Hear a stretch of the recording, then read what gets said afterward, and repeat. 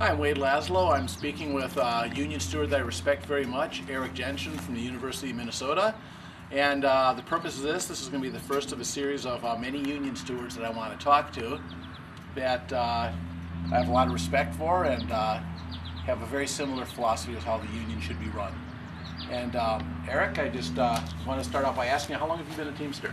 I'm going on 18 years now. Okay. 1992, in the fall of 92, I became a Teamster. Okay, and how long have you been a union steward? Almost that long. I was elected as a steward not too long after I started working there, after there were some issues with the current steward that was there. But there was a short period where I wasn't a steward when I transferred to another department. So I don't know, it's like most of that time. And what made you become a steward? Well, as I said, there was an issue with the steward that was there. She cut a deal for herself that would allow her to be a supervisor temporarily, taken out of the bargaining unit, and then get the higher pay for a few weeks at a time, and then be put back into the bargaining unit when the regular supervisor came back. So when the supervisor went on vacation or something like that. So it was a very self-serving setup, and the So workers. she was union steward / management at the same time. Yes. A very nice person, but yeah, it was just not right. And so the workers in the area thought, well, we need to do something about this, and so I ran, and it was close because I was new, and some people thought, who's this young troublemaking punk, but I did have enough support, and I won by 1 vote, so they call me Landslide Erik after that. Landslide Erik. Yeah. We'll just refer to you as Landslide the rest of the time now. Okay, obviously as a union steward, and I've been a steward for quite a while, I know we both share the same philosophy that it's what the members want that's most important, and sometimes you have the union on your side, sometimes you don't have the union on your side. Can you think of any issue that you had to fight where you kind of had to poke the union a little bit to get it going on your side? Well, my favorite one, I've had a number of those, and I've had a number of great fights where I did have the union's backing. But my favorite fight where I did not, the business agent has gone on, was very poor. Thankfully, been gone a number of years. But I had a member who took a bunch of comp time that she didn't have on the books. But the supervisor was so incompetent, he would never send in the paperwork to payroll. So he kept approving her. You're not supposed to take it if you don't have it. 3 days off. 3 days. So she got all these free time off. Well, then they came back to her and said, "Oh, we did an audit.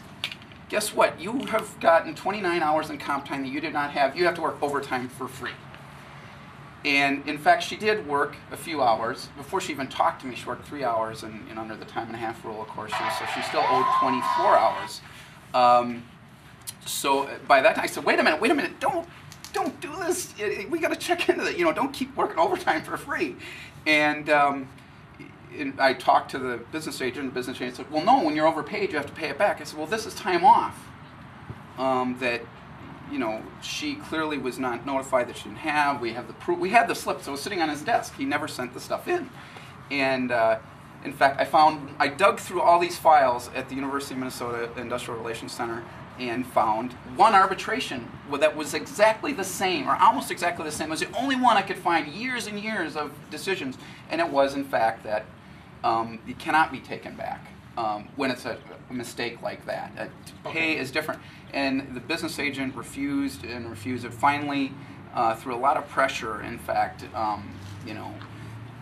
showing up at management's office without notice and all that, sort of aggressive tactics. Things you have to Finally, she, the employer and the business agent said, yeah, Erik's right.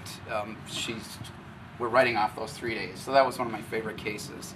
And I had a similar case, same business agent, where in terms of, it was an oral warning, I had discipline I was trying to fight, and of course, getting information from the supervisor is a huge deal. You know how it is. You got to know what the facts are and what the employer side is.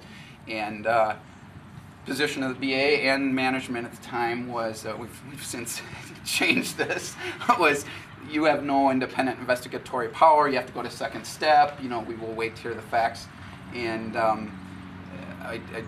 again, through some pretty, aggressive verbal tactics, I was able to get that oral warning withdrawn. And since then, I think the philosophy has changed quite a bit in terms of the stewards having some autonomy, at least as how I've been dealt with. Right. In terms of us having the right to investigate things on our own. We don't have to grieve things and go to second step to wait to hear management side. We can figure things. Sometimes at first step, we can find out what's going on and get the matter settled or whatever, or decide if it's a good grievance. Okay. So, yeah, and I know that can be a pain in the butt at my